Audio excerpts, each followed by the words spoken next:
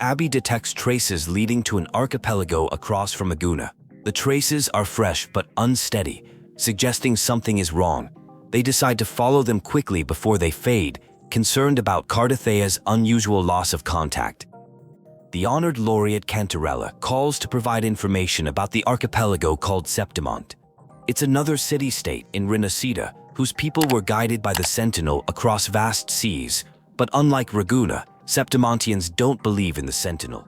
Septimont is described as a city of warriors with a simple creed: all for glory, fear no death. They revere heroes rather than divinity. While Raguna enforces strict border controls for Septimontians, Septimont is more accepting of outlanders. Septimont is currently hosting the Great Agon, a cornerstone of the city's economy that draws visitors from everywhere. This timing seems perfect for a visit. They spot a wing ray that can give them a lift to Septimont. Upon arriving in Septimont, Addie appears distressed. There's no response from her tacit mark. It might be sleeping or something worse. The protagonist recalls how Cartithia helped with Abby's symptoms before and tries using their shared imperator's power to sense her location. A vision reveals Cardathea facing a strange creature, possibly a half-human, half-lion, tacit discord, or special echo. Following her path, the protagonist encounters an armor echo that seems pleased by their presence, perhaps reminded of past battles. After an encounter with defense mechanisms in what appears to be a lab, the protagonist heads toward a village to speak with locals. They find people discussing the Blue Furies, who remain undefeated in what seems to be a competition. The locals explain that Capitolini Hills is hosting the Great Agon, a quadrennial event where all of Septimont speculates about the next champion. When asked about the half-human, half-lion creature, they identify it as Arsanosa, the guardian echo of Septimont. Locals explain that Arsanosa was born from battle's roar and pride, formed from the reverberations of brave souls who settled in the stone. As Septimont's guardian, she typically only appears during the Great Agon, and earning her blessing is considered the highest honor. A traveling talisman named Bling from Mongchul approaches, claiming to know the protagonist through Jingsen. Bling warns that the feng shui in Rinasida is poor and advises caution, suggesting the protagonist's arrival has changed the stars.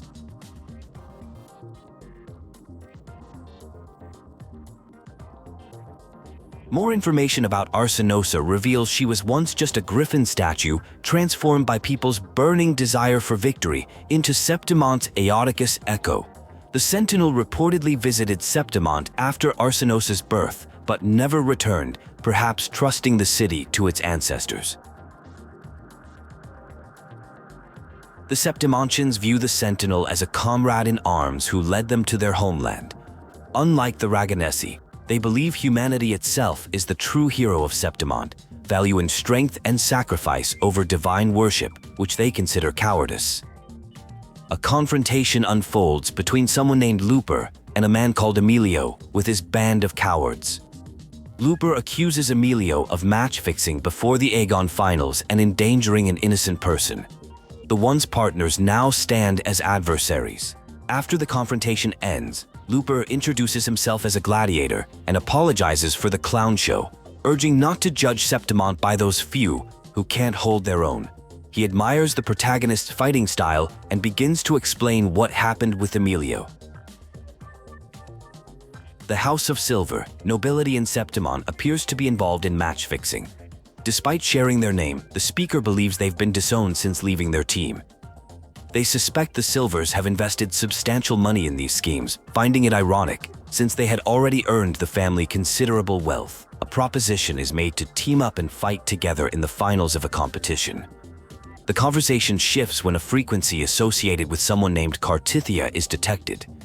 When asked about Cartithia, Lupa claims never to have heard of her, though the protagonist reveals they're searching for this missing Raccoonese girl who apparently confronted Arsanosa. Arsanosa is described as Septimont's guardian spirit, rarely confronted directly except by the current E4, Augusta. Lupa suggests joining the Agon competition as Arsanosa appears in the finals. The champion receives noble recognition, bonuses, and secret perks, all of which could help find information about Cartithia. Lupa's motivation becomes clear: revenge against those who've been betting against her. She wants to beat them at their own game, believing there should be consequences for crossing lines. She values the protagonist as an outlander with no ties to local schemes, and looks forward to seeing what kind of gladiator they'll become. The protagonist considers their options, recognizing that Arsanosa and Lupa's unusual frequency are their only leads. Despite Lupa's denial of knowing Cartithia, they suspect she might be hiding something or simply unaware. They decide teaming up with her offers the best chance of discovering the truth. At registration, Lupa announces she's no longer with the Bow of Legions.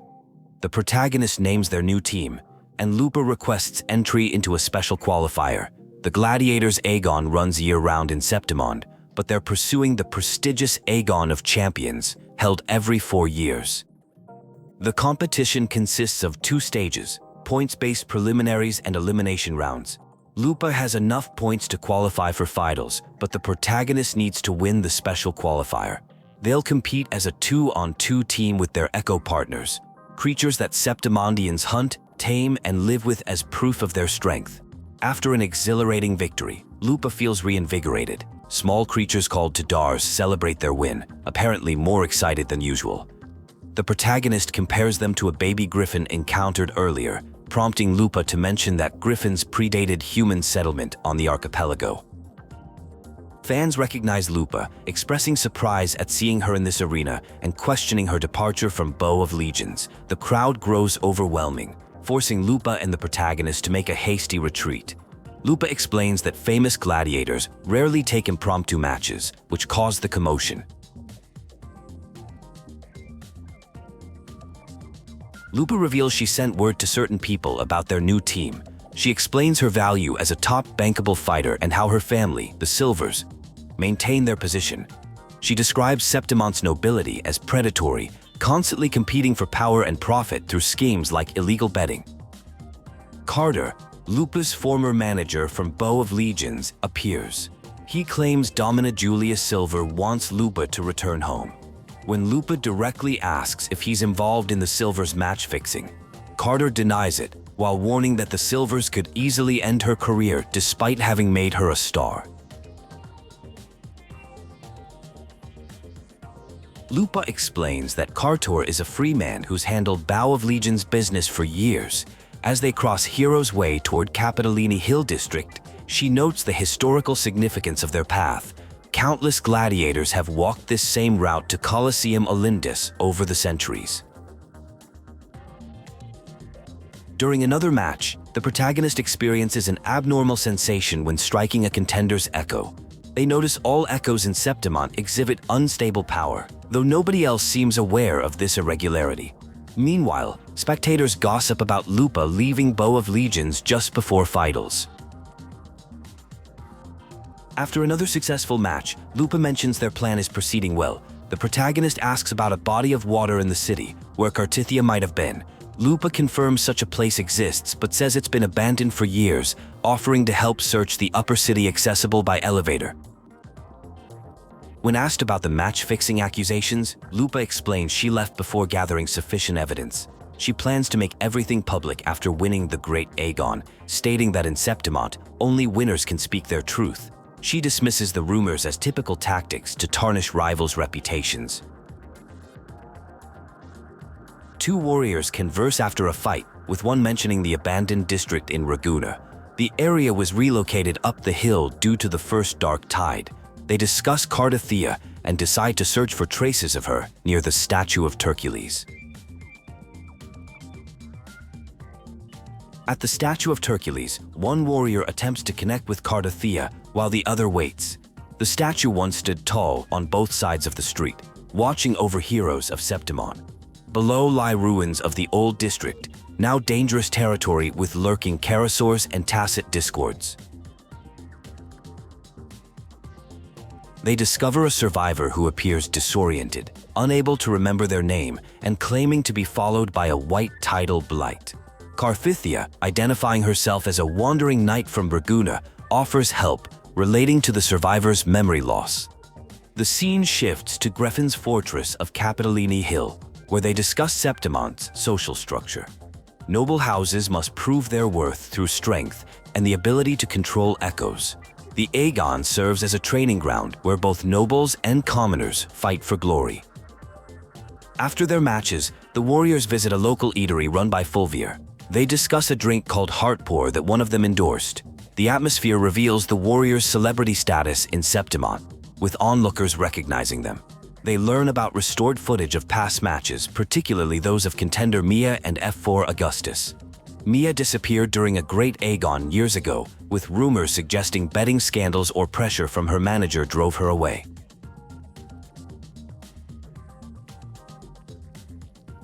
At Leonidas Hotel, one warrior reveals their personal suite to the other. They share a vulnerable moment, expressing love for gladiating while fearing its loss.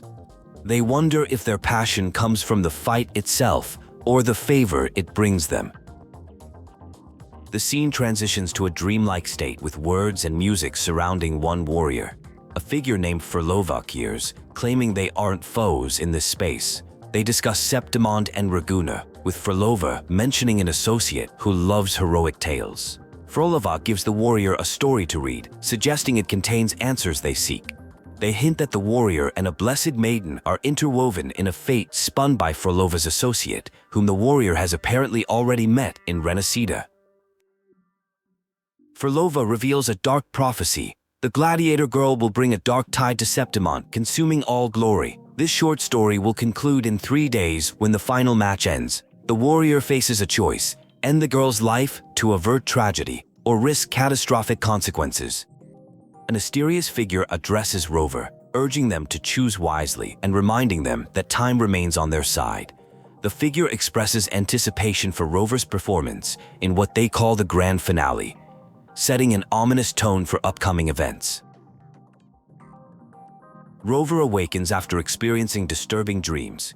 They discuss an anomaly in Septimont that others seem unaware of, including a strange vision where Lupa transformed into an unfamiliar girl. Despite feeling unsettled, Rover agrees to continue their journey to the Colosseum Melendez. The Silvers have chosen to face the protagonists in the semifinals. Lupa explains that Domina Julia, the shrewd but arrogant leader of House Silver, would consider forfeiting a disgrace. They resolve to win through genuine strength rather than relying on rigged matches. A ceremonial speech opens the Agon tournament, emphasizing the importance of gladiatorial combat to Septimont's identity. The speaker invokes the city's seafaring history and encourages warriors to face fate head-on, fighting for glory and proving their loyalty to Septimont's spirit. The Agon tournament begins with intense combat. Fighters clash in spectacular fashion, displaying impressive teamwork and combat skills. During the battle, Rover detects a strange frequency, similar to the dark tide experienced in the inverted tower, hinting at something sinister.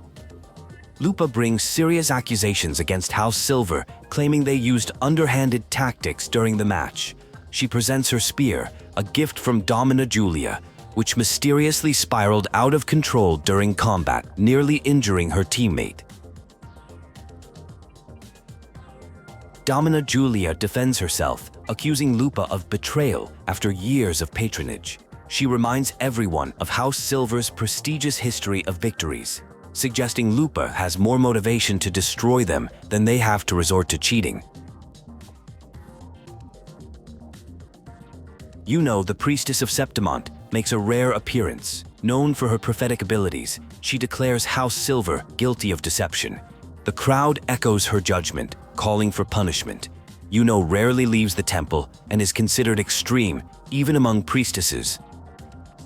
F4 Augusta addresses Julia Silva, acknowledging her family's historical importance to Septimont while condemning her dishonorable actions. Despite the Silva family's centuries of service as pioneers and protectors, F4 banishes Julia from Septimont permanently.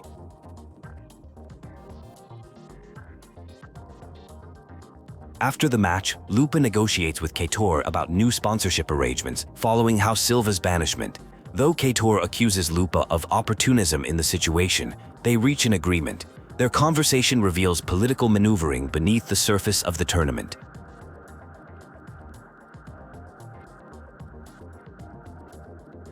Lupa shares background information about E4 Augusta's rise to power through bloodshed during a corrupt era in Septimont.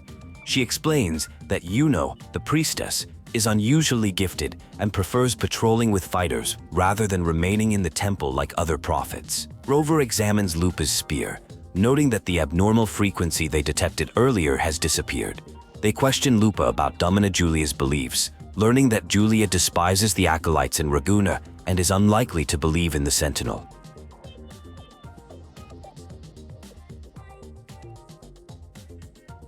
Alone, Rover contemplates the Thenodian and Darktide frequencies detected in Lupa's weapon. They consider Frolova's claim about an associate who can weave fate and stories, wondering about the nature of reality in Septimont and deliberating whether to take drastic action against Lupa. Luling unexpectedly appears, claiming to be sightseeing at the Great Agon. Their conversation reveals that Septimont is caught in some kind of anomaly that both can sense but cannot fully identify. Luling offers Rover help, giving them a mysterious item. The narrative shifts to discussion of the upcoming final match featuring a contender named Mia. Spectators debate her chances, mentioning her shaky track record.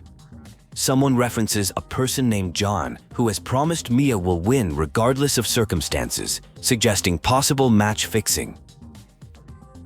Discussions reveal Mia as a controversial gladiator from Ragusa with unusual odds in her favor. Despite skepticism about her chances as a non-noble blood, there's significant buzz around her. Someone recalls Lupa mentioning a gladiator named Mia, who vanished during a previous Great Agon. A mysterious jingling bell draws attention, leading to overheard conversations about sponsoring fighters for the upcoming challenges.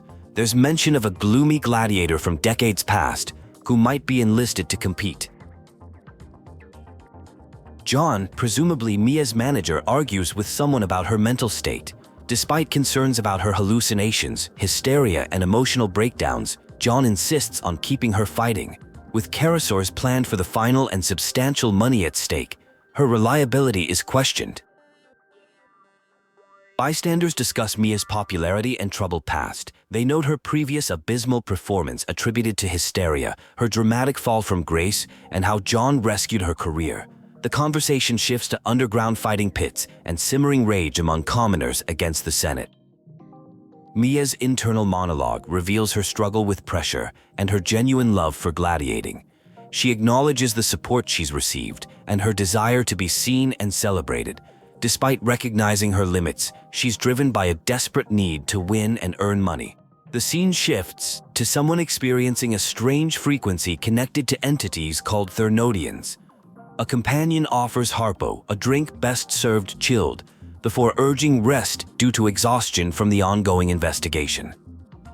Two investigators from Rinasida discuss a spreading tidal blight and an anomaly that has rewound some facilities and records nearly 2 decades.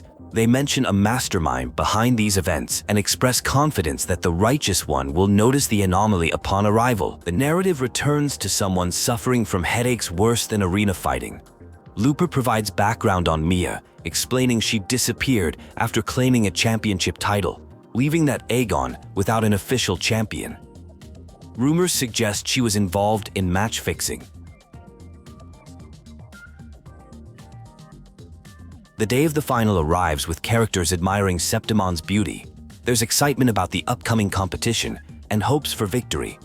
Someone notices Arsanosa, described as the guardian echo of Septimonde, appearing different from a previous encounter. Additional history about Mia emerges. Decades ago, she disappeared before receiving her award, though she had claimed the Bloody Agon title and received Arsanosa's blessing. The competition format has evolved from brutal free-for-alls with tacit discords to the current 2-on-2 matchups. Fighters prepare for battle as crowds cheer. The combat begins with impressive teamwork described as a perfect hunting party. Victory chants fill the arena as the crowd demands blood, while someone notices Cardathia's frequency growing stronger. A supernatural confrontation unfolds as someone declares the trial isn't over. References to oceans bowing and windstorms sweeping everything away suggest a powerful entity is involved. The formidable power once protecting Septimont appears tainted by something called the Dark Mind. After an intense battle, someone addresses the Righteous One, saying they'll wait at the story's end. A disoriented fighter questions how they won, realizing the bloody Agon they experienced wasn't a dream, but an overlap between the real world and an anomalous one. A ceremonial moment unfolds as champions are acknowledged for their strength and wisdom in defeating opponents. The victors have rightfully earned their recognition through combat prowess and strategic thinking. A medal that once belonged to a single champion has been divided into two parts. This symbolic gesture emphasizes that while individual combat skill is valued, Septimont's true glory comes from heroes supporting one another rather than fighting alone. A warning is issued about an approaching high tide. Warriors heading to the hunting grounds are reminded of important principles, suggesting an imminent challenge or battle that will test their ability to work together. Augusta observes that two more fighters have earned Arsanosa's blessing, a significant achievement. The blessing appears to be a coveted form of recognition, possibly divine favor, that marks these warriors as exceptional. The gladiators share a moment of mutual respect and celebration. They acknowledge the honor of claiming their titles together, savoring their hard-earned glory and joy before whatever challenges lie ahead. The scene shifts dramatically as someone accuses another of orchestrating a tragedy.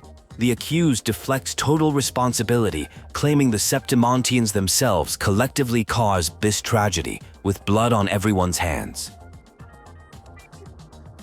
The antagonist expresses surprise that someone would endure so much hardship for strangers in unfamiliar lands. This reveals a conflict between self-interest and altruistic sacrifice, highlighting different value systems at play. A heroic figure declares they need no grand reason to defeat the villain, referencing a past threat called the Thranadian that once attempted to pull Renacida into a dark tide but failed. The hero vows this current threat will similarly fail. The villain dismisses the hero's ability to disrupt their plans alone, suggesting the hero lacks the power to change the course of events that have been set in motion. The hero defiantly responds that they are not alone. They speak of someone who will arrive and find a way to end this conflict, promising to derail the villain's supposedly perfect plan. The villain dismisses these promises as empty words. They speak ominously of a dark tide that will engulf the city of glory, suggesting an apocalyptic end where everything will be swept away by powerful forces beyond control.